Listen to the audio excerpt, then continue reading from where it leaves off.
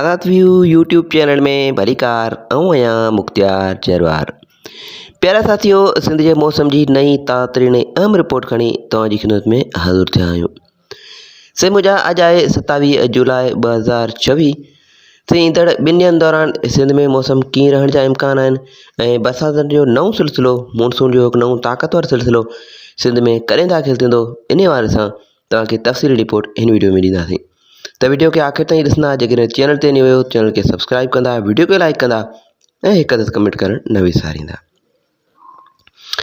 से मुझा जीअं त असां पंहिंजी गुज़िरियल वीडियो में बि तव्हांखे ॿुधायो हो त मानसून जो ही सिस्टम जेको 24-25 जुलाई खां सिंध में दाख़िल थींदो ऐं 29 जुलाई ताईं जारी रहंदो। पर साईं मुंहिंजा मौसम में काफ़ी हद ताईं तब्दीली ईंदियूं आहिनि। सो अॼु 27 जुलाई ते ही सिस्टम काफ़ी हद ताईं कमज़ोर थी चुको आहे।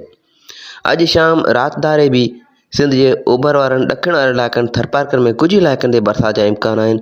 उन खां अलावा ओलह ऐं विचोली सिंध जे हिकु ॿिनि हंधनि ते गजगोड़ वारा ककर ठही सघनि था ऐं बरसाति थी सघे थी। बाक़ी घणो जेको बरसातिनि जो ज़ोर हो, जेको सिस्टम हो, उहो कमज़ोर थी चुको आहे ऐं बरसातिनि जी मोकिलणी थी चुकी आहे। कुझु इलाइक़नि में इम्कान रहंदा।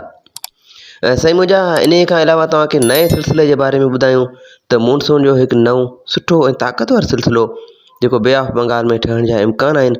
उहा उमेदु आहे त उहो सिस्टम जेको आहे सो 1 अगस्त ते सिंध में पंहिंजा असरात ॾेखारणु शुरू कंदो। हिन सिस्टम जा साईं फ़िलहालु 2 ट्रैक नज़र अचनि पिया। हिकु सिस्टम जेको आहे सिस्टम ठहण खां पोइ समुंड तरफ़ वेंदो। जेकॾहिं ईअं थिए थो त सिंध जा ॾखिणा हिसा वसंदा ऐं ॿिए जेको आहे मौसमी मॉडल जेको अपडेट ॾिए पियो उन मुताबिक़ हीउ सिस्टम ठहण खां पोइ सिंध तरफ़ ईंदो ऐं सिंध जे हिसनि में दाख़िल थींदो। जेकॾहिं इहो सिस्टम सिंध में दाख़िल थिए थो त पोइ सिंध जा काफ़ी सारा इलाइक़ा बरसातिनि जी लपेट में अची वेंदा। विचोली सिंध, उत्तर, ॾखिण ऐं ओभर सिंध जा काफ़ी सारा इलाइक़ा बरसातिनि जी लपेट में ईंदा। सो इन हवाले सां ईंदड़ ॾींहंनि में तव्हांखे वधीक अपडेट्स ॾींदासीं। असांजी वीडियोज़ खे ॾिसंदा रहो।